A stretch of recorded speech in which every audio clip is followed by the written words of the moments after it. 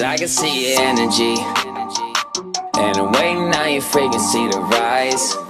Before you interact with me, before you collab with me or try, better get up on your frequency. If you tryna see me, share the same space or breathe anywhere near where I be. Disciplined stoners. What's your discipline? You a stoner? That's cool. So are we. I'm high a lot. It's weird to finally say that with pride. I'm high a lot. Being high has helped me with my anxiety. It's helped my social skills. Well, it's helped me feel okay about my shitty social skills. It doesn't make my social skills better, but it sure does make sitting in that awkward moment in a social interaction a lot more bearable. You know, that moment where no one in the group has anything left to say, and you desperately want to yell at all of them, just say something. Being high makes that hilarious and not torture. Yo, it's Ellevan from Anger Town. These plants just help me chill out. Found focus, found confidence. All of a sudden I was productive, less protective, more progressive. Yeah, we talk about stuff like I'm a next sommelier, but this is about a medicine, baby. We wish everyone a mindful life. It's been a helpful tool for us. And whatever the route to peace, each individual's journey. And the more we communicate, maybe we can all help each other out. Love and light. Welcome to Disciplined Stoners Podcast with your host Ellevan. And my name is Winnie. And we are the gateway drug to mindfulness. And that's Ralph. And welcome back to another episode of Disciplined Stoners. I'm your host, Ellevan. My name is Winnie, and we are the gateway drug to mindfulness. And today... Yes, thank God. That's so trippy. We've practiced it 158 times. So funny. Today, our next guest is a I wrote it down and now I don't have it in front of me. Our next guest is a stand-up comedian and actor. You've seen him in Just for Laughs, New Faces in Montreal. You can listen to him in his current special called Person, which I'm so excited to get into. And if you're in the cannabis industry and you don't know this guy, you're not in the fucking cannabis industry, okay? Please welcome Nitish Sakhuja. I also practiced that like 17 times before you. I'm so sorry. No, it's okay. Thank you. It's like sack huge. Ah. Sakhuja, huge check. Oh. Sakhuja. Nitish Sakhuja. Yeah, there we go. Thank Thank you Sorry for about being that. here, bro. Thank you for having me. Fuck Love. Dude, it's so cool because we crossed paths early on. yeah. Years ago. Years ago, like a decade. So long ago. And it's so beautiful to see. Well, first of all, you just can't fake that shit. When you're in the cut and you're doing it and you're for real, you know, and you've been at it for time. But it's been you can fake it. Okay. You actually can fake it. Because I don't know where the other people who are on that bill are. But, I mean, like, to still be there at this point. You can't fake that shit, rather. But it's been so cool to see where you've gone with your career and you've grown this comedy thing into it. Hell yeah, bro. Thank you, man. Update us a little bit for those who may not know, which a couple who may not know.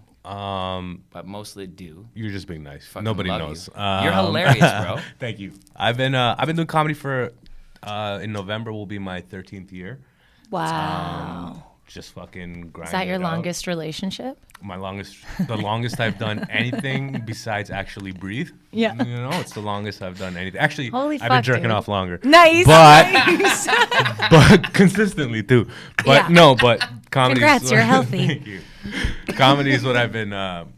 It's the only thing I've ever done this consistently. And it's good, man. You know, like it's a tough career choice because there's no path to follow. Yeah. There's no promotions to come. Yeah. You know, it's all it's all just there's no path so you don't know what steps to take to make it. You're just constantly grinding, and all you can hope for is that you get fun, you stay funny, or you start off thinking you're funny, then you get funny, and then you stay funny and get funnier. That's what I with music. I definitely humbly have that. It's like I was like, I'm real good, and then you listen back and you're like, I was doing. Yeah. I wasn't quite where I thought I was, but I was doing. But you need that confidence to keep going, right? In your head, you need to think you're doing the best shit ever. It's almost delusional. Yes, you have to be. Yeah. You ever met someone who tried to be an artist who was a realist? Yeah. Yeah, what the fuck? This has come up recently, and it's actually been so validating because I only sort of went full-time artist last June, so just over a year now. And I've always really thought that I had to sort of like fit into this the square, the constructs of like a lot of reality. Like a lot of people are doing the 9 to 5. Sheep. You're all sheep. But don't they come to the shows though? Aren't those the people who? Yeah, they do. Yeah, I appreciate you for supporting the live arts, but at the same time. Well, it's this weird thing.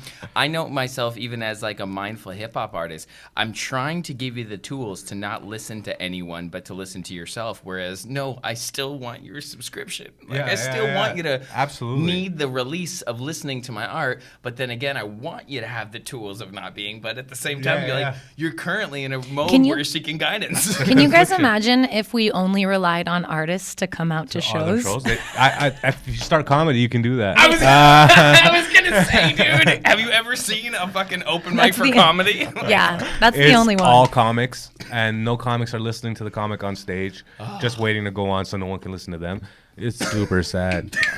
But that's what makes you funny, because when you can start making a room of no one laugh, you're like, there's nobody here, but I heard laughter.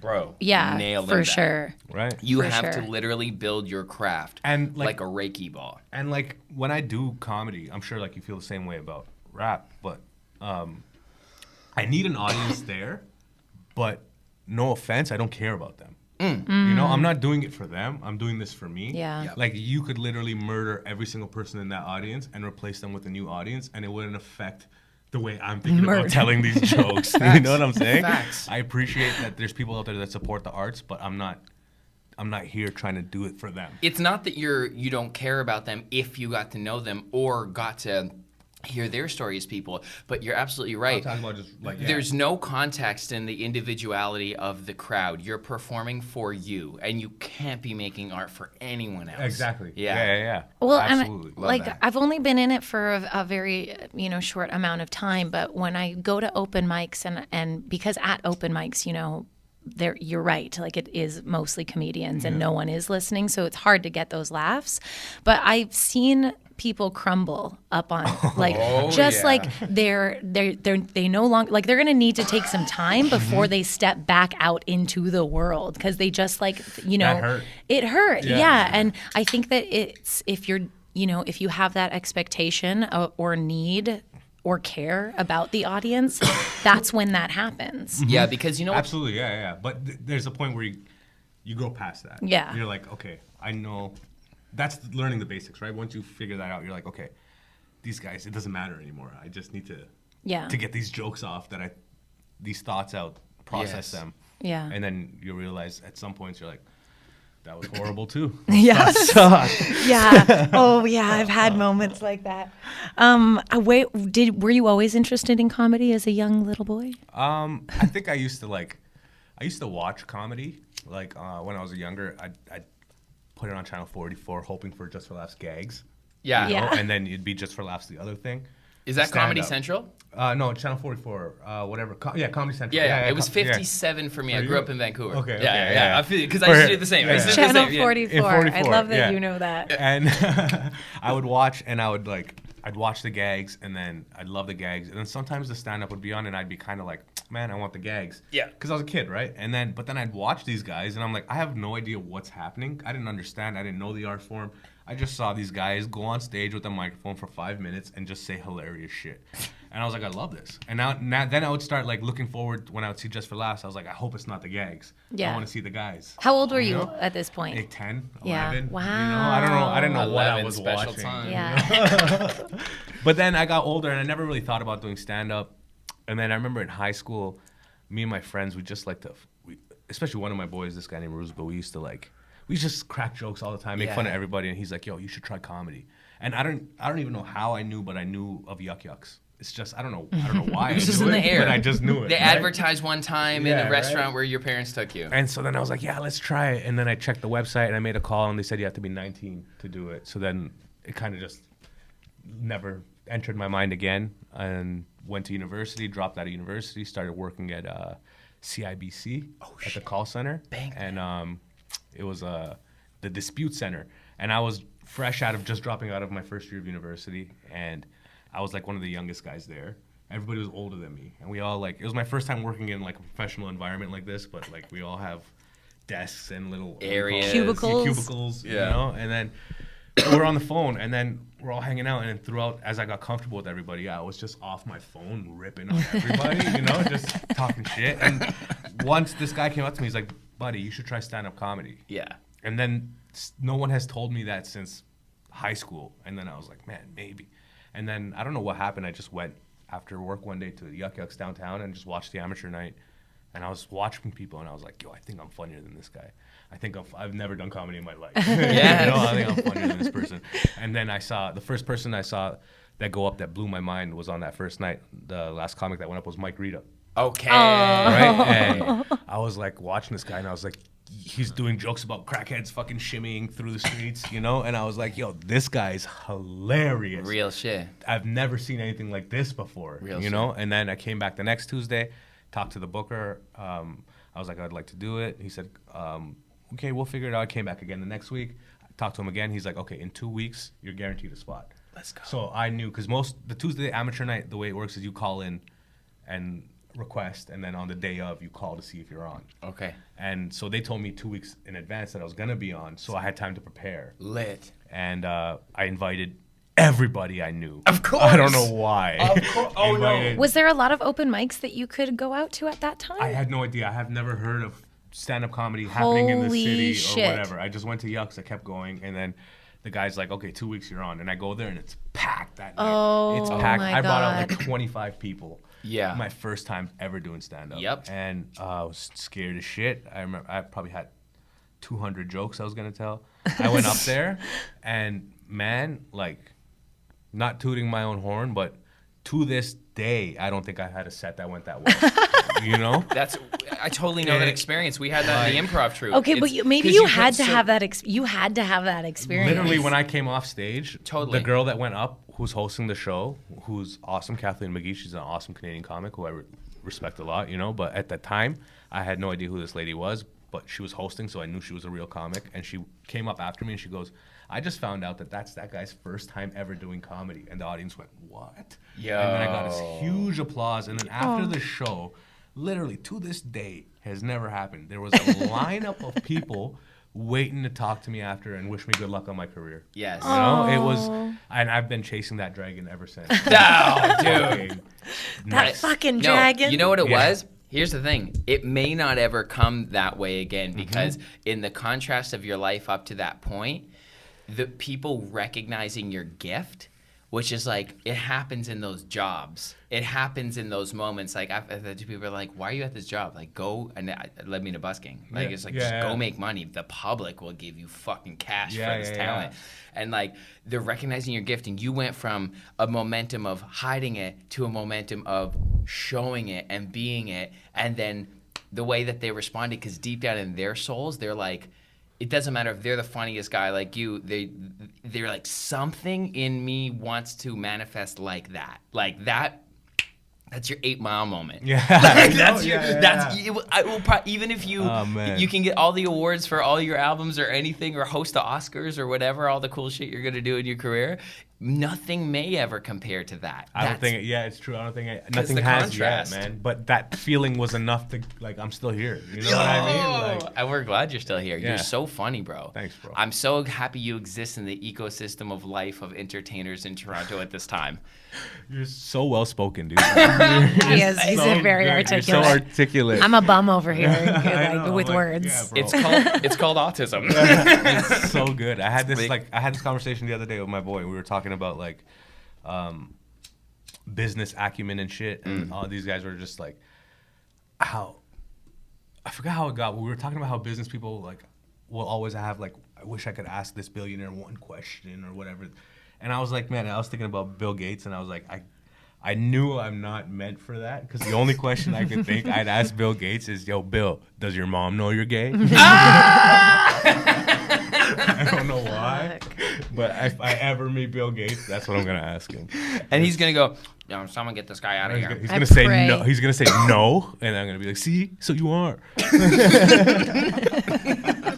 So that's so beautiful. What if he says yes? I'm like, "Oh shit, didn't expect that, Bill." All right, carry on.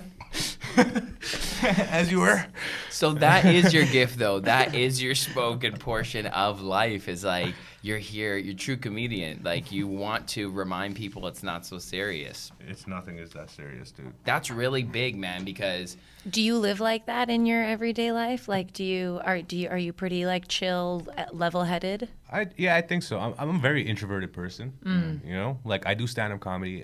It's the most extroverted thing I do, but after I come off stage, I don't want to talk to any of you. You know what I'm saying? Like, Yeah. I'm leaving. I Yeah. leave shows as soon as I can, you know? And that's funny thing. When you start comedy, you're like, I can't wait to be the headliner. I can't wait to headline. And now that I'm a headliner, I'm like, dude, let me just go on first and get the fuck out of here. You know? Yep. I don't care about when. I don't care. I just want to go. isn't Yeah. that fucking crazy how the color of the night changes?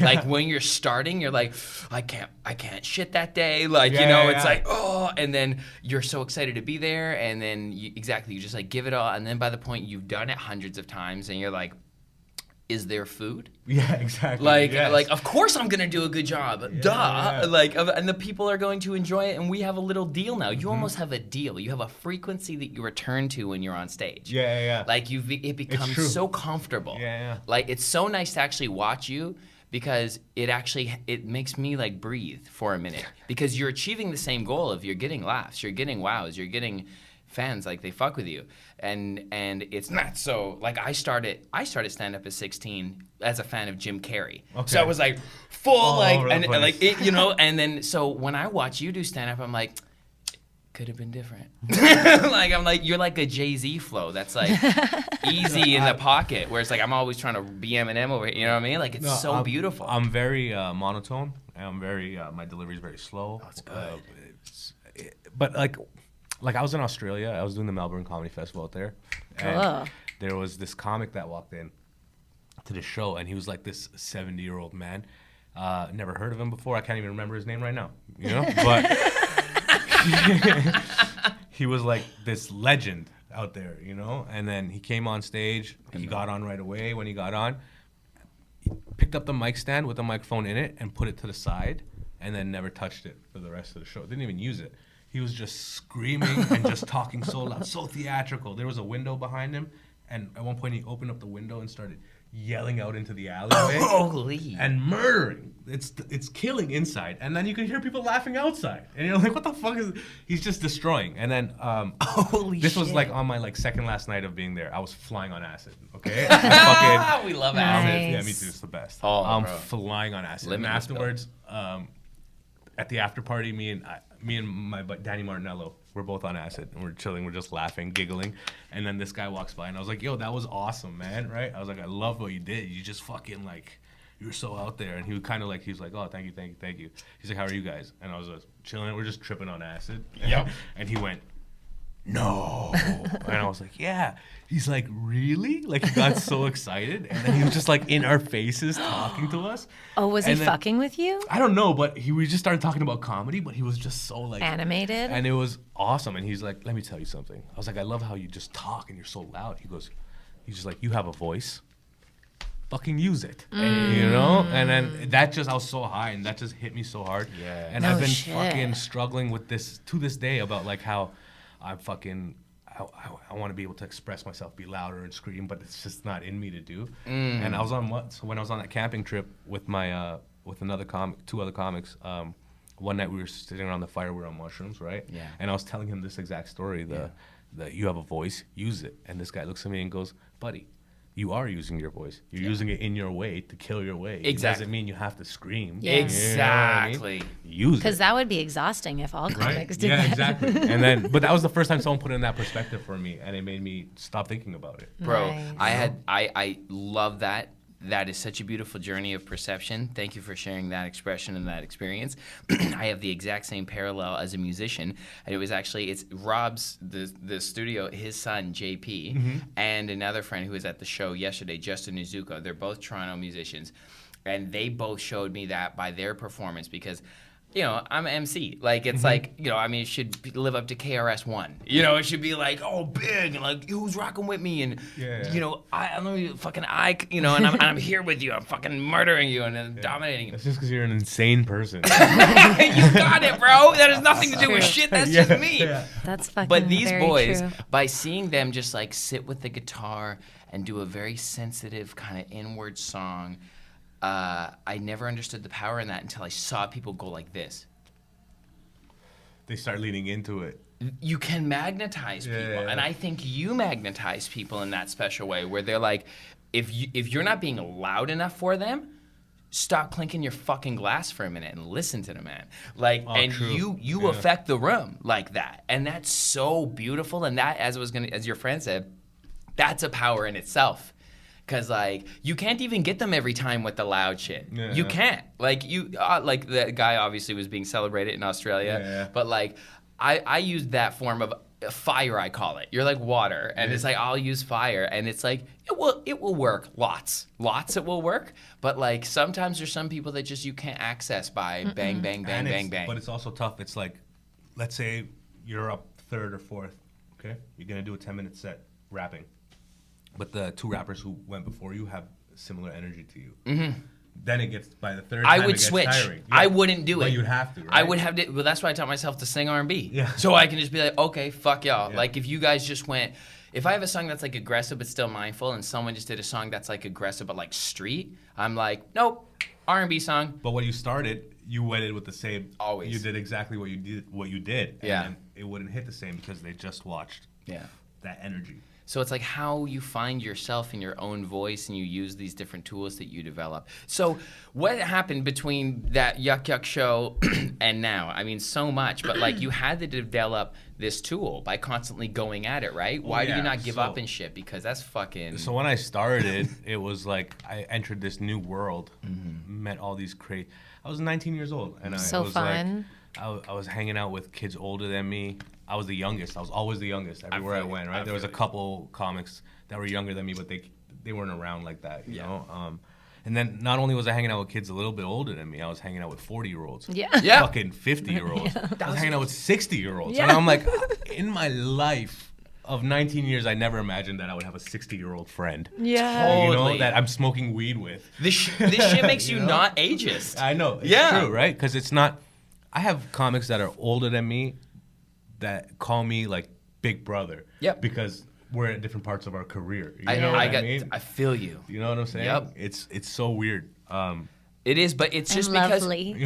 you join... Similar. I feel you. You join this kind of like league of almost philosophers where you're all equal. The only power of substance is how you execute to that audience. Like it And that doesn't. gives and your peers, the other comics, they recognize that, and it becomes this like a respect thing. The totem pole will naturally create itself. The hierarchy exists just on that flat respect of like, did they not fucking crush? Yeah. Like that's godly power. Exactly. That's like spiritual. It's beyond like this physical skin. It's Exactly. You yeah. don't need someone to like rank you guys. You guys know. What's Yeah, up, you know what I exactly. mean? Like, Everybody knows what's up. the legends speak for themselves, like Right. internally. Yeah. Yeah. But like when I That's sick. started, like I went full throttle into it. Like I had nothing else going on. I dropped out of school. My job, shit. You know, like my parents are definitely not happy with my life decisions. So I would go out every night, and I would do before the pandemic, because the pandemic really changed everything. Like, oh man, I was like, at that time, man, I was doing 12 years ago when I started, I was doing like 20, 25 shows a week. Yeah. What? Every week. Yeah. You know what I'm saying? Because like there was mics every night, and when I first started, my parents had moved to Brampton, so I was taking a go bus every night, to Toronto to do gigs, and then hopefully catch my bus back. Oh my God. God. When you ever have a fucking matchstick anything of envy, shut the fuck up and know, did you take a go bus? Bro, it was the worst. And then you miss the bus thug. sometimes, and then you have to take the fucking TTC up to Steeles, up to the fucking border, and then get as close as you can before you call somebody and tell them you fucked up. You know what I mean? But it would happen so often. Are you buying homies Timmy's so they can come scoop you? No, I'm talking straight up my mom or my brother. Oh, you know, my because God. all my friends lived in Rexdale. We grew up in Rexdale, but my parents moved out to Brampton right around that time when I started comedy. So I was like, I had no friends in Brampton. I had nobody in Brampton. All my people were in Toronto. So do you know Humble? Humble the poet? Campbell? Through, like, you know. It's Rexdale. Yeah, sick. But he's older than me. You know what I mean? Did your parents come to your first show? No, they don't really come to my shows now. Have they been to one? They've both been to them. I think my mom gets kind of like embarrassed. Oh my God, what why? I mean? I don't know. She's just like she just gets kind of like. I just see her always go like this when she's watching it, you know, which is fine because like cute. I also say things that I like. We have a cool relationship, but we're not like we weren't friends ever. Fair. Do you know what I mean? Fair. So like she played a role. Yeah, and we've never talked about anything. You know what I mean? So like I talk to my parents, but we don't really talk. Yeah. You know what I'm saying? So it's like, and as I've done comedy and like videos have gone more viral and they've seen more things, you know, they know who I am. The way I talk to you right now is now how I talk to everybody in my life, no matter who it is. Right. You know, my parents, everybody. They know, everybody has accepted it. Yeah. But at that time when I first started, it was like, man, I don't want these guys to see the shit I'm saying. You know, they're gonna get so mad, right? But oh, really? I mean, that's what I thought anyway. Okay. You know, I wasn't. Did it ever did that two different personalities? Like, did you differentiate between who you were on stage and like who you felt you should be off stage? Like as a young person? Well, as a young person, who I was on stage was not a person. Yeah. Because when you first start comedy, you don't have a voice. Yeah. That's the whole point of doing is finding your voice so you can be you.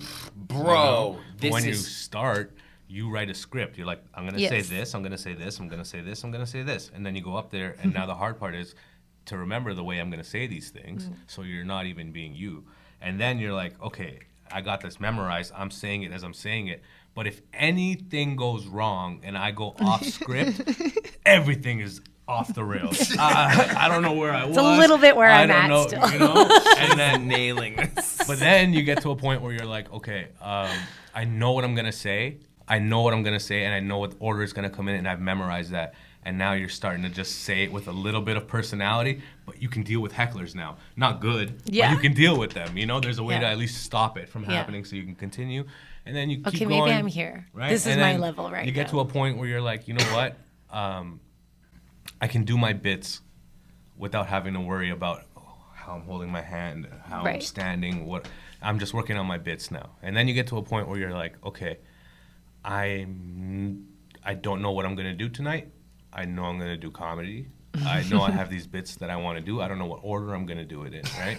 And then you go up there and you're like, okay, now I'm working with my bits in free form. I'm doing my bits. It's all bits, but I don't know in what order they're coming, you know? But I know I have these many bits. Let's pick a bit out of a hat in my head, and now I'm working with that. Oof. But then you get to a point where you're like, I'm going to go up there tonight and see how long I can go without using a bit. Full trust. You know you can be there. Because I'm funny. You know? You just walked us through mastery, bro. Because, yeah, literally. Because you see, the hardest part about doing comedy is like, people go up there and they're like, they try to be funny. But you ever worked with someone who tries to be funny? And you're like, yo, this guy's trying to be funny. It's exhausting. Not funny. You're funny. Trust that you're funny. And when you trust yourself, there's a pretty good chance you won't let yourself down. You know what I mean? Like, That's so nice. yeah, there's a. This is the clip for this episode for sure. You just walked us through mastery. That was beautiful. That's where I'm at right. The point that I'm at right now is like, I can probably do like, you know, I don't know. It depends on the day how I'm feeling, but I can free flow. But I'm at a point right now where I'm trying to figure out like, I don't know what I want to talk about. Deeply the message. Yes. The core refined Yes. message. Exactly. So I think it's for me, the element of that empowerment is what I always chase, because I feel you. I walked up those steps too, and you're right. You're like looking at it, and then you realize you can make eye contact with them, and now you can play it around, Yes, and it's exactly. like you have your energetic gift is so able to like come on when it's time to perform, and you can like give that light, and then you're right. It's like, what do I want to use this power for? Like, how does this go beyond a party trick? Like you know, Exactly. large entertainment. That like, why was Chris Rock so impactful? Because he was like at the time it was important. Yeah. How can we align ourselves with a impactful message as like bit of sorcery going on? Like when you get into that free flow ability, where When you're in the pocket, the zone, whatever you call it, it's trust fucking- yourself. Yeah. So you have to do everything that you've said resonated so hard, because I've recently we've been having those discussions about authenticity and when it's time to be so. And I'm with you, bro. I think a hundo P is easier for everyone, because if you don't have any surprises, you won't have any expectations that won't land. Yeah. Right? So Absolutely. it's like, if you think my character's one way, it's like, oh, please don't get it fucked up. Like, there's zero fucks being given. Like, I'm not going to perform for you. Like, Yeah. you know, I can't. And then once you find that, you can express in an authentic way. So my buddy told me this. I didn't hear it direct. I think he said Mark Maron said this, but he told me. I haven't, you know. But he was like there's a difference between, like, I'm not out here to kill. You know what I mean? If I kill on a night, that's sick. It's just a byproduct of what happened. But I'm not in my intention is not going in. If I want to kill, I can kill pretty much every night by just, I know what bits I have. I can pick out my closers from all my bits. And if you want me to kill, I'll do a 7-minute or 10-minute, 15-minute of all my closers. If there's someone from Crave in the audience or Netflix in the audience, you know you're Yeah. coming with the heavy artillery. Exactly. But these are weekly booked gigs or whatever. This is like, even I'm talking Friday night sold out at the corner, Saturday night sold out at the corner. Yeah. That is not a show that I'm gonna come and bring my fucking bangers. That's the perfect audience to work on my brand new shit with. You know what I mean? Yes. Because they'll tell me right away if it's good. The energy is so real, you can't lie. They're It either is- resonating or not. Because comedy is the only art form that they'll tell you right away if it sucks. And that's exhilarating. You know? They can't lie, because lie. you're looking for that Yeah, man. real reaction. You're not looking Yeah. for even the performative laughs. Like, you know that shit? Yeah, like, man. Exactly. Yeah. No. Like, you want to. You're looking at, you can hear the comics laughing in the back sometimes, and you're like, no one in the audience laughed, but I hear the comics laughing in the back. And in my head, I'm like, okay, it's either because it's actually super funny, it is, right? And they're letting you know, or they're laughing at you because that bomb's so bad. You know what I mean? They're like, that was so bad that it's funny. Oh, you know? shit. So you got to differentiate that, but you can do that by also looking at the audience, right? Because like they give you two different kinds of faces when they don't like it. Right. Because it's like if they don't like it and they actually don't like it, it's kind of like you're just like an uninterested. But if they like it and it wasn't funny, they're smiling. They're into it. Their body language is telling you that you know you had something there. Yes. You know? Yeah. It's all about reading what they're giving you. That's a spiritual gift. That will help you travel, bro. That'll tell you what CSA empathy? agent to go to. Yeah. You know? Yeah. Fuck. How did the Australians like you? That was probably one of the, because I went last year, so I was 11 and a half years in. Straight up, probably one of the hardest things I've ever had to adjust to in my life in comedy, because for the first time in my 12 years, I went back to nobody knew who the fuck I was. Nobody cared who the fuck I was. There was no like, I felt like an open micer again. Oh, You know? Kind of fun though to have to prove yourself a bit. I guess, but there was only nah. 6 weeks of this festival. You know, I'm there for 5 weeks. My first 3 weeks of that fest, like, was literally asking and begging for spots extra on top of what I had, you know, to show people that I could showcase for them. And then by the last 2 weeks I was there, I started finally getting shows and putting on, and I started getting my footing because the audiences are different there, you know. I find them very rowdy, some of the most drunk audiences I've ever had in my life. In Australia? Hell yeah. It feels like they can handle alcohol better, or something. Well, the shows are so rowdy that like the comics all out there are snipers. They can deal with hecklers so well. Because you have to be Because able you to. have to. But like material-wise, North America, no one's doing it like we're doing it in America and Canada. Yeah? You know? We got bars? I think so. I agree, bro. I mean, like, cause I feel like it's a different culture out here where like, I feel like comedy's ahead. Maybe in the UK too, but even there, it's kind of like it seems like more rhythmic than it does. Like here, you can hear a message delivered in a joke. The cognitive lyrics. Bang. Yeah. Here. Yes. Again, that's what we say. At this point, when you've conquered your craft or you have some form of mastery or you can play with it and perform, that's why it's important to attach a message. Because you're like, who do I work for? Like, I'm not fucking working for, like, being a fucking sheep perspective. You know what I mean? No, absolutely. I'm trying to break through here. And that's where it kind of like, you're a philosopher.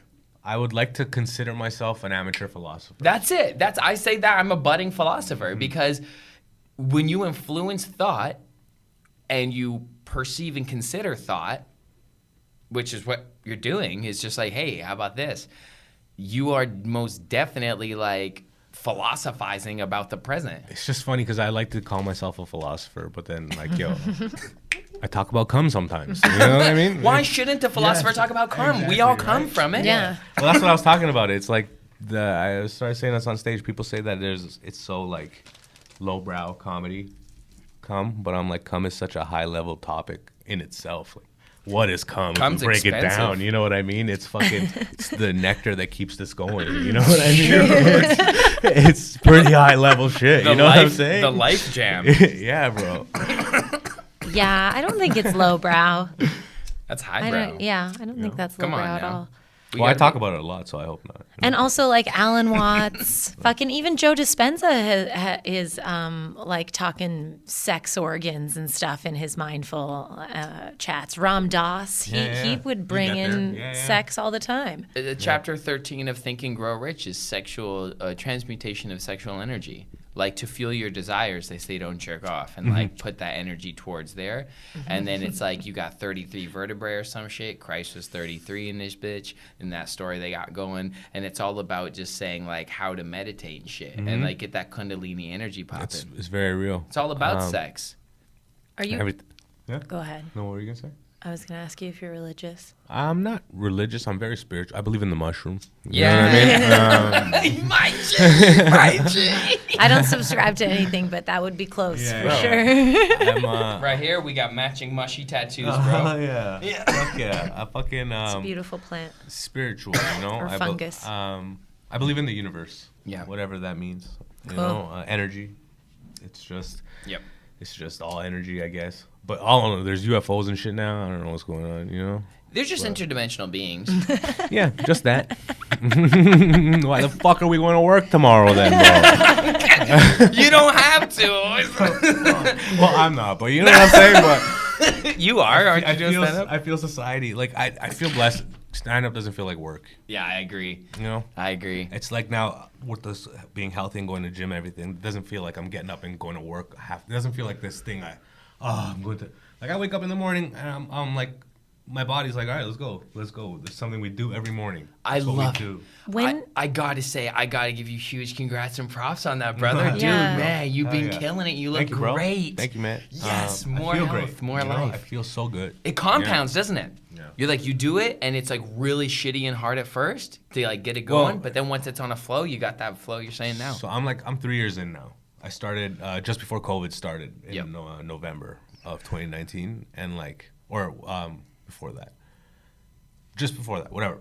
The day I turned 29, I hit up my boy and I was like, people are telling me it gets hard after 30. I was like 265, 270 at that time, and I was like, I want to I want to be fit before I'm 30. And he's like, all right, let's go. And I started, and I probably lost I'm 3 years in, but at that time, the most I lost at that point was I got down to 180. But I was just skinny. You know, I was straight. It looked weird. Yeah. You know, and because that's not what I expected in my head when I thought I'd lose weight. I automatically thought I'd be jacked. You know? It doesn't replace. You have to go the other way. You have to touch Exactly. back base and then create healthy foundation. That blew my mind on how hard it is to create muscle. It sucks because you got to eat right and sleep right. Change the drink whole game, bro. The whole game. And then I plateaued for a bit, and then Recently, you've been making some great progress, though. a month ago, What month have you and a been half doing? ago, Yeah. I was 212. Okay. Because I felt like I plateaued. I was eating whatever I wanted, but I was still working out every day. I feel you. And literally, just a month and a half ago, I cut out carbs and sugar for the most part. Okay. And I'm fucking 185 today. Honestly, bro. Whoa. Month and a half. Holy. Let's But fuck. that's because I've Wow. been working out so long. I think my body was finally, bro. That's there not- we yeah. go. It had Yeah. to catch Yeah. up. And there's a dormant stage where it's either releasing small built up sugar molecules or different fat cells that have just been storage dormant and not showing themselves or expanding. It's either that or it's energetically your body's pattern is I don't trust you. You come and go. I was literally eating shit every day. I ate whatever the fuck I wanted. The only thing I kept consistent was I was working out every morning. So it's I good still was doing that. for the brain.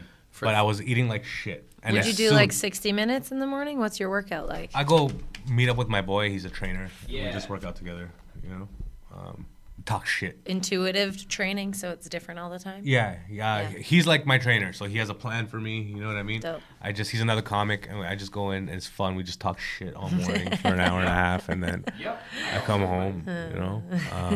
So that's all sorts of But literally, cathartic yeah, happening at the gym. But the last month and a half was just cutting out bread and sugar is the biggest difference I felt in my 3 years of working out. It made all, it just... Was that as challenging as I feel in my head it would At be? first, it was for the first couple days because I was just frustrated. I was like, I think I'm getting fat again because I started getting bigger. I was 212, I got down to 180, but I was I had a little bit more muscle, but I was getting big again. And I was what the fuck? I was what? Everyone was always telling me it's diet, and I was nah, if you can work out hard enough. But then I just did it, and straight up, I've realized I feel better. How it made me realize how bad the bread and the sugars that we're consuming are. Yeah. Unless you're eating natural homemade bread, anything processed is so bad for Or you. go to a bakery. Yeah. Go to it, get a big round. real homemade Yeah. shit. Nothing Yeah, we have processed. that in Toronto too. Yeah. We're lucky. And you can get I got a whole thing. We did this cooking show and I made this banging sandwich and I wanted it to be this beautiful sourdough and I got this whole fucking round thing of sourdough for $3, No, bro. hell yeah. I Oh, love sourdough. Probably my favorite bread. It's the And best sear bread. it, slice it and sear it Yeah. so it's Fuck. crispy. buddy. And now I have I'll have carbs and shit once in a while, and it's just so much better. Yeah. It's like a treat, Yeah. And I go, fuck yeah. We've been hitting the chips late night. I'm walking I do home. miss chips. I love chips. Chips are delish. I smashed the whole bag, and she's like, "Are we gonna assess this behavior and talk about it?" And I'm like, "Listen, we've dove in now. We're gonna that's smash this funny. whole bag tonight. Yeah. I'm gonna accept this addiction. It's salt. I like the salt. Yeah, no, I feel you. Yeah, fuck. But What is this? You need to address It's a it joint. for sure. Let's smoke it. I mean, what strain is it? It's a mixture of something called Gas Face and Mike Tyson. Can It's I try nice. some of your giant joint? Hell yeah. I would be honored. Bro, you're Can we talk about your partner? Can we talk about how cool you guys are? Kind of like a power couple. Kind of like a Okay. weed power couple. Hell yeah. dude. I love that, dude. That's so Yeah, well- beautiful. Not just for entertainment, but also being disciplined stoners, being part of the cannabis industry. I'm like, fuck Oh, yes. I just heard it. I know. I'll go fix that. But yeah, If- fucking you and Spliff are killers. Oh, thanks, Spliff man. Swickedsy, Yeah. for those who Mm-hmm. aren't sure. Gosh. Which we'll have her on as well. It was going to be the four of us, and then it's the three of us, and then it'll be the Which is four of so us good one because day. we had a lot to cover. She's a killer. She's a hustler. She's doing it, whatever we're doing. Yeah, doing what are it, that's you know? where I'm at right now. I'm 35, and I'm like, I really don't know anymore. I really don't know, and for the first time, I think I'm very okay with that. You know what? That's the fucking trip because my whole life you grow up and you look at people doing life and you're like, oh, this guy knows what he's doing. He knows what he's doing. And then you grow up and you're like, why don't I know what I'm doing? Yeah. And then you talk to people and you're like, oh, you don't know what you're doing either? Nobody knows what the fuck they're doing. And as much as they tell you they know what they're doing, it's probably what they know what they're doing in the next little while. But nobody has a fucking plan. Yeah. You're lying to me and you're lying to yourself. Yeah. You're hoping that things go in a certain way. We all are. But you don't have a fucking... What are we doing? No, because at the end of the day, no one knows how we got here and why we're here and what the original purpose is. But every day we wake up and try not to ask that. Yeah. You know what I'm saying? Totally. Every day people wake up and they're like... But it's such a liberating, I hope I don't actually, have to. thing to ask. I think you about know? it constantly. I'm like, what the fuck are we doing here? And why is it like this? Because I know whatever we're doing, this is not how we're supposed to be doing it. I'm just lucky I'm not depressed. Because if I have my mind and I'm depressed, I would 100% kill myself. Oh, yeah. For sure. Because you ask too I'm like, many what the questions. fuck? What, too many questions. But I'm Yeah. like, I think what's going on, dude? You know? we are a spirit having a human experience, and in order to come to this dimension, you have limited confines that you decided on. Like, that would be neat. Wouldn't that be neat if? And we separate ourselves as, like, these individual ego identities to, like, tell stories and learn from each other. That's why it is actually so divine what you're doing as a comedian and a philosopher. But you're We think right. of it There's as- this looming conscious question that's constantly like either what am I doing? Why am I doing it? And can I do it better? Yeah. I think that's just generally the state until you're gone. Yeah, but I think so, until we have a real answer. But I think also like this is so sweet, you know? I Senses, love this. like our Yeah. senses. The best. It's so sweet. I That's don't why know. that's why we're on top of the I food can't chain. imagine interdimensional beings like having feelings the way that we have feelings. You know? The way I can just catch There's probably people out there who have an extra feeling that we don't even know exists yet. And you're like, yo, wait till you feel this. And you're like, what the fuck? I can't even imagine. extra feeling. You know? Dude, I you imagine just blew my heroin might mind. get you to a place that you haven't felt before. I heard heroin feels like a sunrise in your heart. That's lovely. Doesn't that sound amazing? Oh, I'm never gonna try it. One day when I'm old. That's what I That's said. a good idea. When I know I'm gonna go out soon, like maybe if I'm 95. Yeah, if I'm old and someone's already pushing me in a wheelchair, fucking let's do heroin, bro. If you already have this guy here to push me around, let's fucking go. Yo, get him to do the needle too. Yeah, what the I don't fuck? gotta look away. Hell yeah. Yeah, This is fucking you'll probably amazing. just die in right? ecstasy, so that would be nice, I think. Yeah, I think so. You'd be able to like access that God feeling, that Thank you. acceptance. That's a beautifully rolled joint. Did you roll that? Hell yeah. You're a fucking king. There's one thing I do well in life is roll joints. Jesus Christ. That's the talent I would say that I have. This is one of the most beautifully well-packed joints. joints. Do you roll quickly? I can roll pretty quickly. I can roll solid blunts. I like rolling. It's was something the about first- you get in the because- flow state. Yeah, I love that whole process of like when I first started smoking weed. I fell in love with weed, and I was like, buddy, I love this. When did that happen? Like How old are you? I probably smoked weed for the first time when I was like 14, Mm-hmm. but I fucking fell in love with it when I was like 17, Okay. away at university for my first year. University at 17. Yeah, because I'm a year younger. My birthday is in November, so my mom had the option of starting me early or I'm the starting me same. late. December 24th. right? I went So early. I'm younger than everybody, all my friends, always. Dude, yeah. that's what's up. That's interesting Yeah. theme, even through comedy as well. You've always Yeah, been- but not anymore. When I first started comedy, people would be like, "Yo, how old are you?" 19. They're like, "Oh, you're gonna be so young." You You're stop gonna- getting that around 30, Yeah, 25. Now people ask me like, "How old are you?" 32. Oh, should've sick. made- All right, You should have made and then walk away. it. You- oh, I know it's such a weird feeling. You go miss through it. all sorts of self-worth dips as Yeah, you I age. know. I wasn't expecting that. Right. I thought I was going to be like, oh my God. But I guess I also thought I was going to be somewhere else that I'm not. So. Life has a way of humbling us. yeah. You know? Yeah. I really like where I am, though, Hell at yeah. the same time. But that's what you learn in the humbleness. You know what I mean? You're like I had this talk with my boy the other day where I was like complaining about my career and shit, and he was like, but what about the rest of your life? Like, how much is enough? You know? And then, Good question. And that fucking hit me hard because I'm like, yeah, how much is enough? You know? And then you always hear about people saying, oh, enjoy the journey, not the destination. They'll be like, where I got to where I wanted, I realized it wasn't where I wanted to be. You hear all this shit all the time, and then you constantly find yourself being in that. And it's like, fuck, man, relax, check yourself sometimes and be like, fucking enjoy everything. Yes. You know? Stop worrying about fucking tomorrow when you literally... You have right now, and look, it's good. It's like, good. You know what I mean? We're not in any dire... This right here, you always land on like, oh my God, this is so cool. And like those moments, the yucks, or like, you know, the open mics or whatever, or the earlier stages, bless.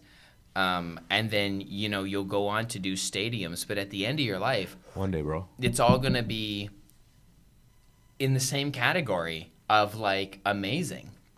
Like, that's like, I had the dream of doing the Comedy Store, and I did, but underage. And like main stage, and got there and did it. And in my dream, I was rich and famous, so that felt like that. But I was still there with like only a couple G's to my name and a couple months left in LA. Like, and we made we were thugging a little stretch. We made a lot stretch to a little. But that's what it is. Those earlier days doing open mics in Vancouver as a comedian were equally as like now. From now thinking back, and those moments are still like divine. Like, everything is going to be impactful. We're just not labeling it that because it's like Tuesday right now for you or something, you know?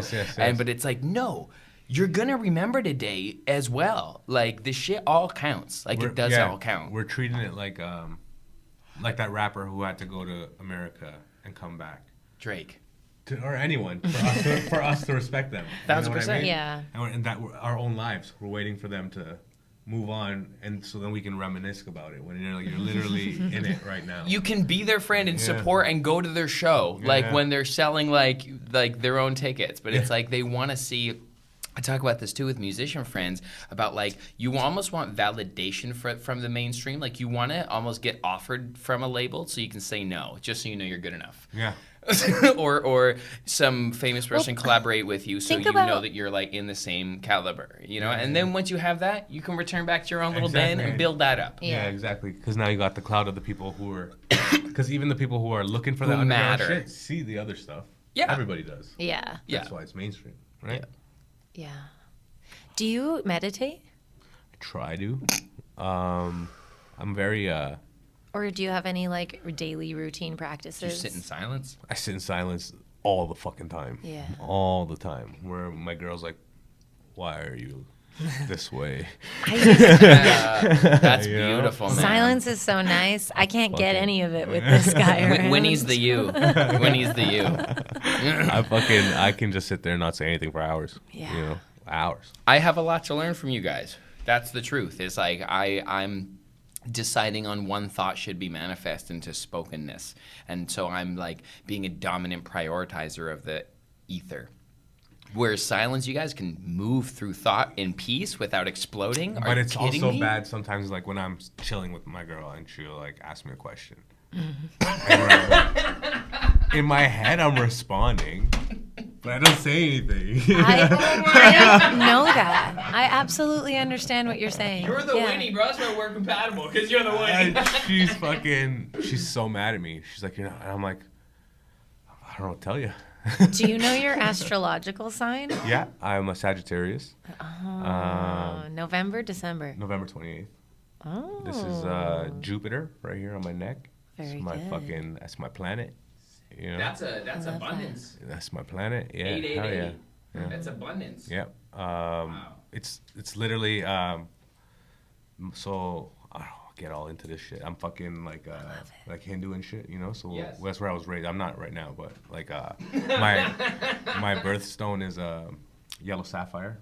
Oh. Right, which I'm wearing right now, and that's which Jupiter. Is Jupiter. Whoa! You know? And it fucking,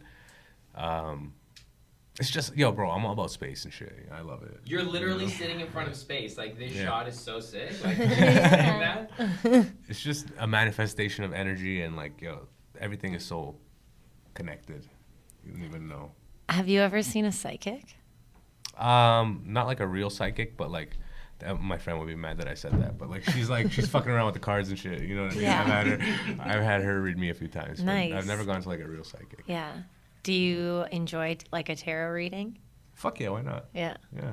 Hell yeah. Yeah, I love always that shit. I love the tarot. I'm Yeah. very Tell me what you want to hear. Tell me what I want to hear. Because everybody who's done it, I haven't heard anything bad yet. So I'm like, all right. Yeah, it's never supposed to. Yeah, I don't think it's ever supposed to be bad. Okay, If there's yeah. a someone I've seen that's like, movies. oh my god, yeah, on like TV the and death shit. card Yeah, and right? shit, And I'm like- and the tower and stuff. Like people always Tell like them what I pulled before LA one time. the devil, was it? I pulled the death card, Okay. the devil card, Okay. and the one of the towers where everything is like falling down. And it's like Was that on September 10th? 2001. Yeah, that just happened. Do you remember where you were? Yeah, I was in school in grade 6, and an announcement came on and said, "Everybody, there has been a terrorist attack in New York City." I know. Can you believe And then they fucking, and I was like, "Huh? What?" Why and then was that necessary? then they rolled in the TV, and for fucking no way, we have cable. Apparently, we could fucking. So we were watching the fucking thing, and then Holy shit! I went home, and the next day, the teacher was like, "So after everyone, you've probably been watching the news at home and stuff, right?" And she's like, were they "They're like, anyone want to talk about what happened yesterday? Does anyone know the name of the terrorist?" And this one girl put her hand up. She's like, "I think I can say it. I think I can say it." She's a Somalian girl. I'm like, "You know how to fucking say it. You know how to say it. Don't give us that bullshit." She's like, "Osama bin Laden?" Oh my god! And I was like, no, that was the first time I heard it. I'm thinking back, I'm like, this bitch knew. She knew how to say it. Why you fucking giving us this bullshit? Bro. That's We just done that. That's so funny. fucked up. I didn't think it was that funny until you made me think about it again. Yeah, I was like, I'm fuck. sorry. I couldn't help but laugh at that. I had a similar experience. I was in grade 7. Well, what happened? It didn't come in over the intercom, I don't think, but the TV got wheeled in. Yeah, right? And we had cable all of a sudden? You're like, what the fuck? How long have we had cable for? Holy fuck, dude. Fuck, what a weird thing that we all like tuned That was, into. like, the How many media TVs did program. our school have, bro? What the fuck? How many? Yeah, fuck. You That's know? true. Did Yeah, everyone get a right? TV? If you saw it and I saw it and we were different schools, I was in Vancouver. Yeah, I was in and Alberta. they brought a TV in for you too? TV, man. Buddy, what did they fucking September 10th? They sent out TVs to everybody, bro. They're like, get ready, there's something happening tomorrow. I'm not gonna tell you what.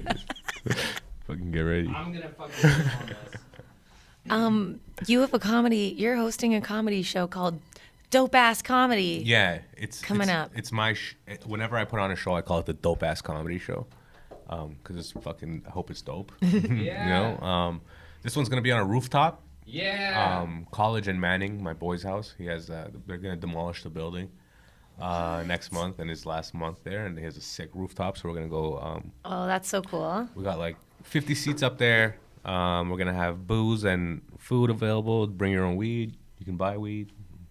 Fucking You should buy weed. yeah, it's gonna be dope. We're gonna have some rappers come through. 11, you can come through. Okay, I'll come I'm through. officially asking you. This will be up before then, so we'll put that link Okay, fuck in yeah. the description below. Yeah, come perform. You come perform too. Lit. Let's go on this fucking rooftop party and bust it up. Yo, I wanted to talk about that fucking 9/11 thing. Our camera situation just died, and that was funny. What the fuck was with like pre-internet programming? Like that was the media pollution of like, you know, the conspiracy folks would say like this is like kind of the agenda of like the systematic perception of like breeding fear with the enemy that they were going to go to war with, that justified so much money in wars in the coming years. They can't like. They made the face of the enemy. Yeah, And absolutely. they actually through the lens of education, because it was institutional system-based education. If you went to, it wasn't. I don't think they did that in private schools. Yeah, probably not. If your parents are paying for you to actually learn, they're not paying for you to get programmed. This isn't. So when you're public school, it's advertisement. You know, when you go on the free version, Yeah, and you get exactly. the ads. Yeah. So they were programming you from then, before the internet, and we just forgot about it. It's true. Now, since we have the internet now, it's like, no more free speech. In Canada, you can't say the news on Instagram. Dog, it's been this way. Yeah. They just lost graphs for a minute when the internet had its birth. But that shit is It's fucking true. nuts how they Never thought of it indicted, like that. they indicted kids with a narrative. That shit bred fucking mad racism. That shit bred like the polarizing that we experienced over the pandemic. That shit, like, that was fucked up that came up. I'm sorry I had to rip on that. I know that's like a little too real to say. You know what's blowing my mind? But that when I felt like I was watching you on a podcast as I was over there, and I'm like, oh, if I could jump into this reality, I will do it. Oh my God, I can. What's blowing my mind thinking about that is when I was in grade 6, I didn't know private schools existed. Right? I didn't know me that there was either. You rich weren't- kids going to you- richer schools. You weren't in the tax bracket to have that information. Oh shit! I was like, I thought we all just went to public school. Yep. I guess that's why public school. I thought public school was School. because the only difference was Catholic school. Yeah. Yes. And Oh, you yeah, didn't- that's true. That's not public, You didn't want to go there. but it is public. It's just Catholic public. Word. Do you have to be Catholic to go No. to Catholic schools? Not at all. Oh. Yeah. Cool. Trippy. Sorry, I'm hogging this deliciousness. Do you believe in the law of attraction? I think so. I think energy attracts energy. The type of energy you're putting out brings that same type of energy towards So you. follow up then, like, do you believe in like creating your reality? Manifestation. Yeah, I think so. I fucking hurry up and manifest. It's hard. It seems like it takes fucking forever, I guess. But I mean, yeah, I think so. I try to practice that. You know? Yeah. That's dope. I think that space in between is learning not to separate ourselves from the goal. I'm still unraveling it myself. But- and it's like, Yes. said dream is here. I'm here. Why do I not perceive it as this? Yeah. I've been broken to tell me it's outside of me. It's not. It's this. Yeah. It's that mastery. Exactly. It's what we were talking about before. It's like, as you asked me that question and I was yelling at the world to hurry up, I realized that you're living it right now. It is you. You're here. You're on a already. pod. You're Yeah. a yourself. loved comedian. Yeah. Like, it's just sick. Fucking- It's true. yes. Life is blessed. But Yeah. I think it's nice to have an idea of what Where you you might want to want. go. Yeah. You what wanna you be might want to playing- experience in the future. We want to be doing Madison Square Garden tomorrow night. Yeah, I would like. That's I would all. love to take comedy to a point where I can cut out these extra side hustles. Yeah. You know, and just travel the world and do comedy. I want I'd to love shut that down for my you, OnlyFans too. That would be really nice. That would Yeah. be really nice. So, would you wish for it?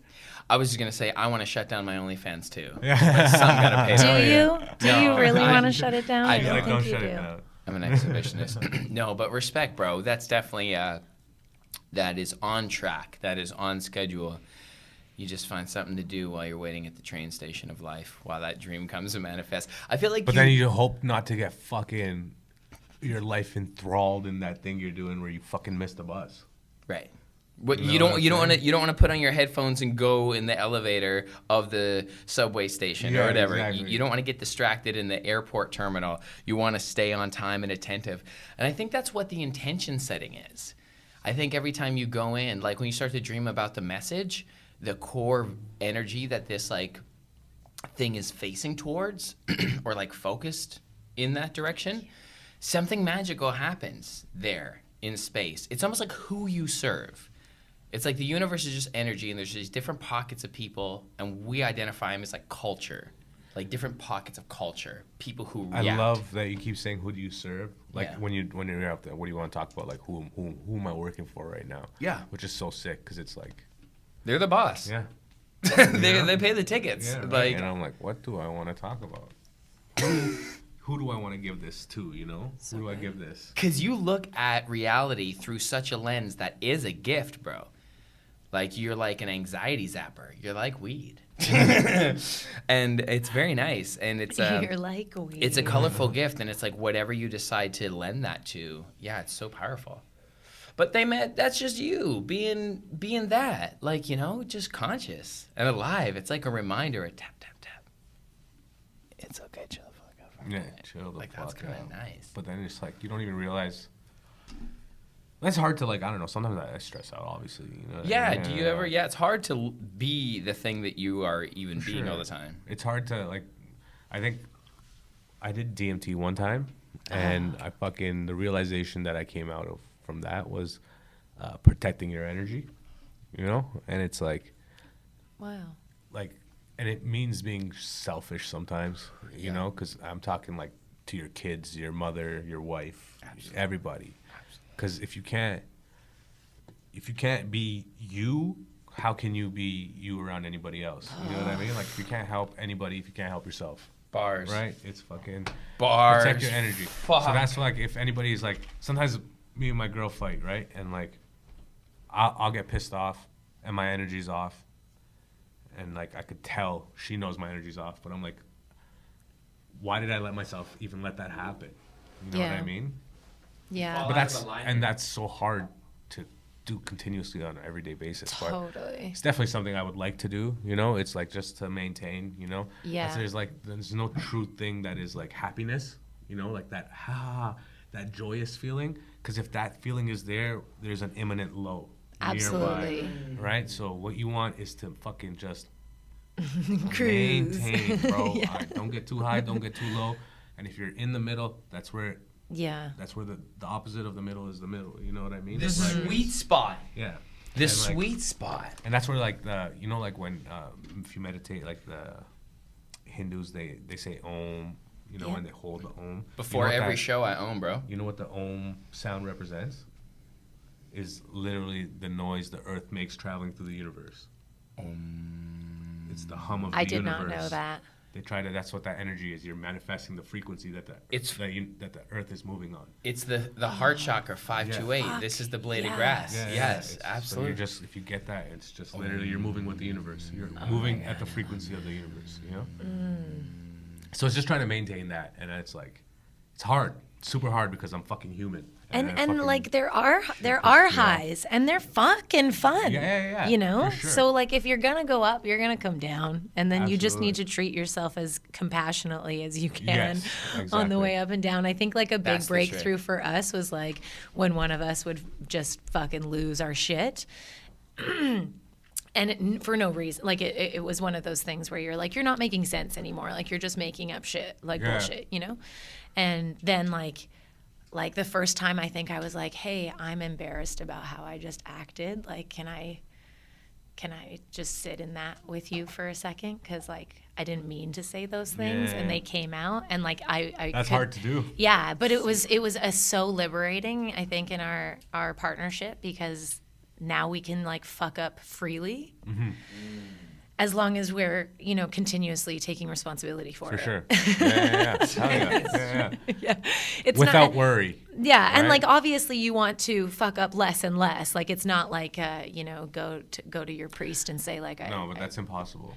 Yeah, it is. That's trying to live that perfect plan. That Yeah. doesn't. There's no such thing as that. Yeah, I know. I almost got scammed the other night. Over what? And I've been so embarrassed about it. She's just not from the streets, bro. It's okay. I've She been doesn't so know. embarrassed about it. What did you do? It was They it was almost- in person. I can't believe you could scam someone in person. That's so She almost got crazy. taken on a credit card scam. These Oh, kids were no. just pretending that a cab wouldn't take cash, and they needed to swipe her card, and they were going to give her cash, and the cab was unbranded. There was no branding. And you almost did it? And there were two Almost did thuggy it. little guys. She's like, "I'll help you guys," because she just came And from an then I- actor monologue, and she was really up here, I and was she has flying high. I performed. She has and it was- faith in humanity. All this shit. They were young too. They were young kids, and I was like, "Oh my god, you're just cute little young kids." And I was like, Not from Toronto. And I turned, and they were thugged out little fuckers. And it's like, but I know that I was that. Shut the fuck up. I was like, this is a scam. Don't be dumb. Go inside. Look, I though- turned around and looked at them like I'm an older wolf. See the scars? Fuck off. They got in the cab and fucked off. Yeah. And when he was like, oh no. And I was so embarrassed about it, but I couldn't talk about it at the time because it was too close. And That's but funny. you know, now I'm like, 'em. oh fuck. Fuck them. They're Fuck 'em. okay. Also though, now I feel like hopefully I've learned from that, you know? And You ever scammed anyone in your life? no. Never? I don't think so. Damn, that's crazy. Not even once. When he gives, you can't even think of as a kid or being anything scamming someone. I've probably run a scam or two in my life. I had to have. You know what? There was one time I was in a Miss Canada pageant. Oh no! As a teen, and I knew that I wasn't going to win, but I knew I had a good shot at Miss Congeniality. And so at first I voted for my best friend, Ashley. This is actually making me feel a little bit uncomfortable admitting this right now. At first I voted for my best friend, Ashley, and then it was a tie. And then we had to vote again, and I voted for myself, and I won. Nice. So if I would have voted for her, I feel like she would have won. So I think that was a scam. That was kind of like a scam. Ashley, you heard that? Yeah. Sorry, You have babe. 72 hours to respond. Love you. That's brutal. I'm like my little discomforts are coming up right in my neck. That's so funny. that's But some I don't real think shit. she watches the show. And if you do, thank you. Thank you, Love Ashley. you. I'll make you feel a little better. Okay. When I was younger, a younger man, I did the jump rope for heart collection. I did that. And then I never submitted the money. I kept it. I kept the money, threw the bag in the garbage, and I fucking had like $72. We're just kids. Because it's worth it. I was 29 years old.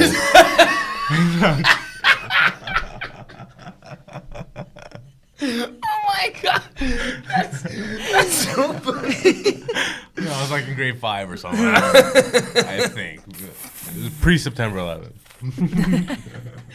Before I got raw. Fuck, I mean scams. We used to, as young kids, we'd take the Thank you. the free bird food from the park and go around the park and sell it to people to feed the birds and ducks. Oh hell yeah! It was a steel chop. nice. That's Yeah. good. But yeah, there's some people who do some crazy Oh, you wanna hear scams, a like sick credit one? card You scams. wanna hear a sick one? Okay, when I was in high school, so I went to TCI in Rexdale, and there was this like a vending machine right by the lunchroom. Oh, sick. Right, and it was connected to the Somalian hallway. That's what the hallway was, because there's just always Somalian guys. They took over the hallway. So only I know this. Okay, so There's a it's- Persian hallway. Yeah, right? We had a hallway called Dawson's Creek hallway because there was 12 white guys in our school, and they were all in that hallway.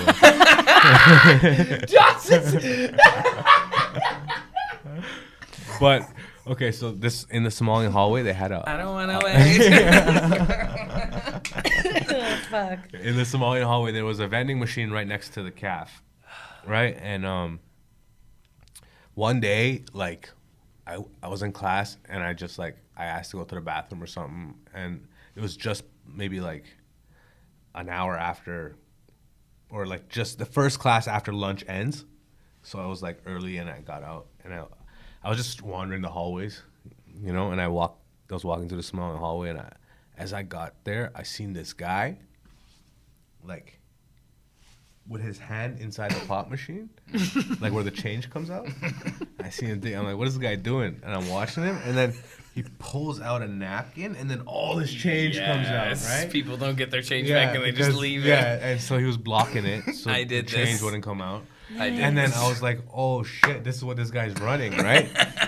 And I remember the time, right? And then what I would do was I would wait every lunch until right after lunch ended. And I would do it before he got to it. I would pick up his collections before he did. And I would get like $6, sometimes $12. You know what I mean? At least a toonie every time.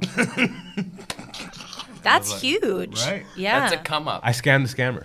Dude, that's a big one. That's a sick one. Thanks, Very bro. commendable. Well done. Thanks. Holy fuck. Yeah, we used to just straight up shoplift Yeah. and rob. Go this way. I've been to a Gateway stand before. Started at 7-Eleven, then went to London Drugs with just like shoppers. We got caught though. When I was in grade 8, we got caught shoplifting. What'd they do? I talked my way out of it. Hell yeah, bro. Yeah, my I friend. didn't even shop. I was on top.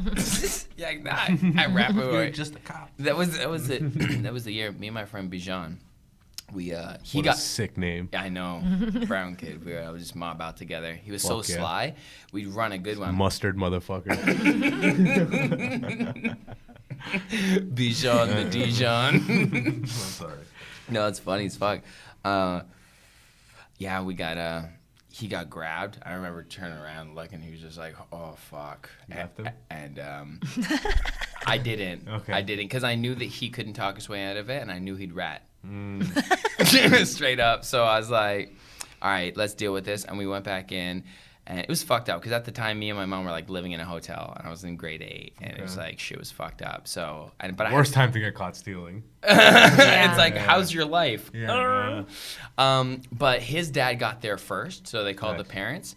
And he's like this East Indian guy. He comes in, and they're like, okay, through talking to your son and his friend, we decide we're not going to make the paperwork to send them to jail. And then he goes, no, I want to see what's going on. No, you should. I want to see what sending him to jail looks like.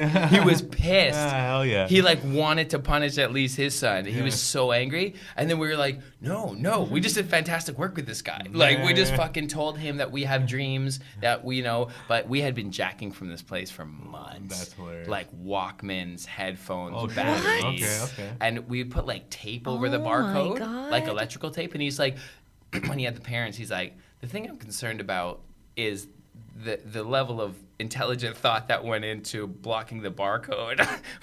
They had been watching us.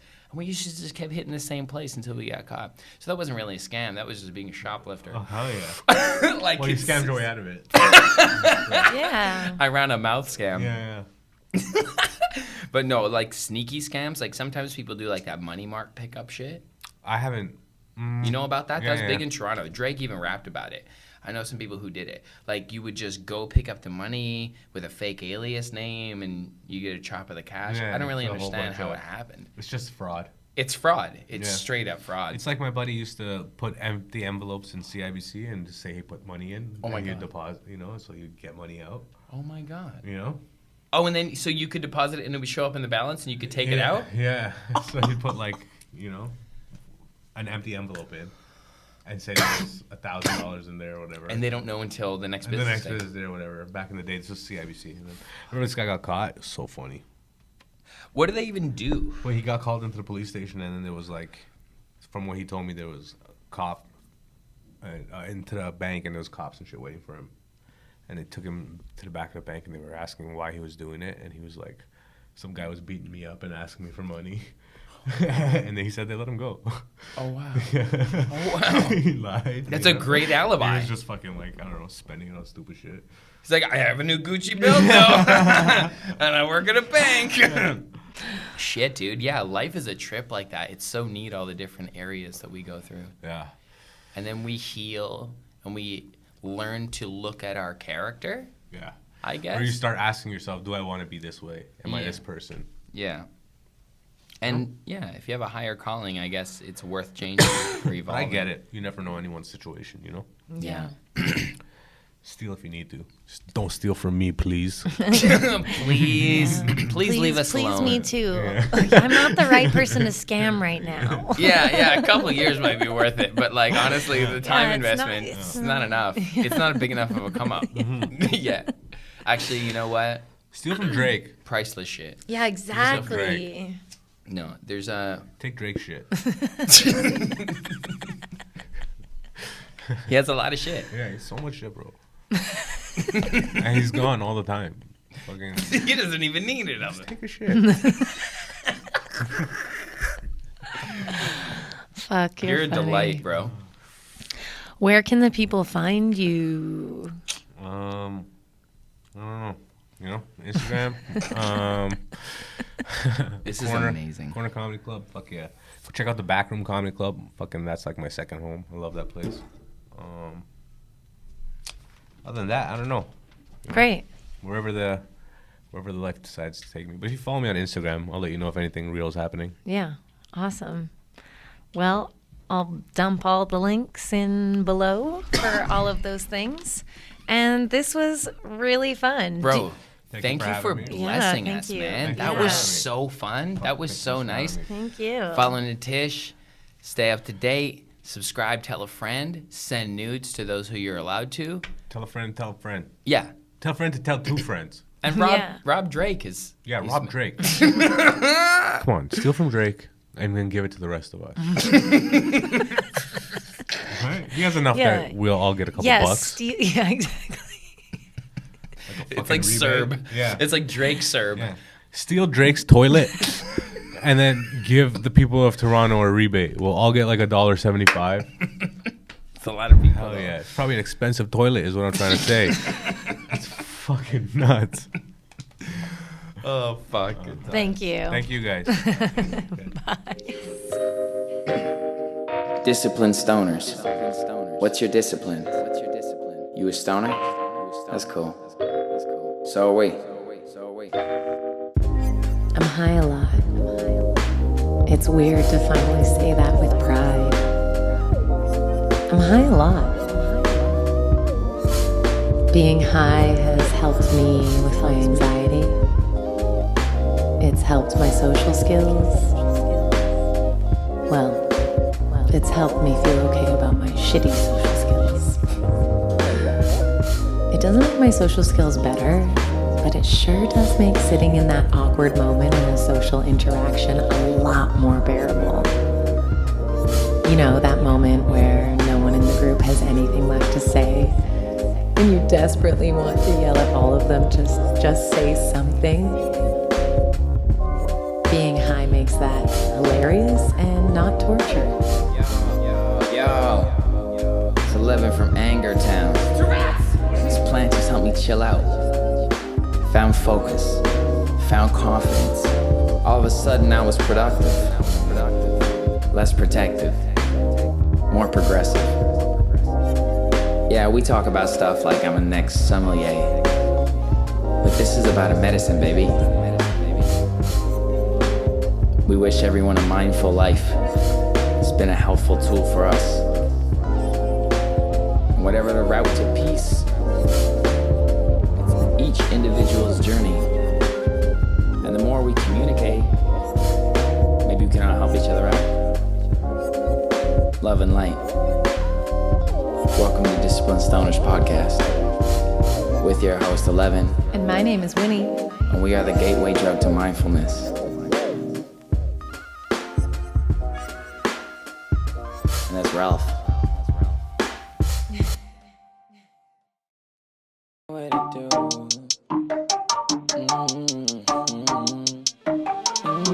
Cause I can see your energy, and I'm waiting on your frequency to rise. Before you interact with me, before you collab with me or try, better get up on your frequency.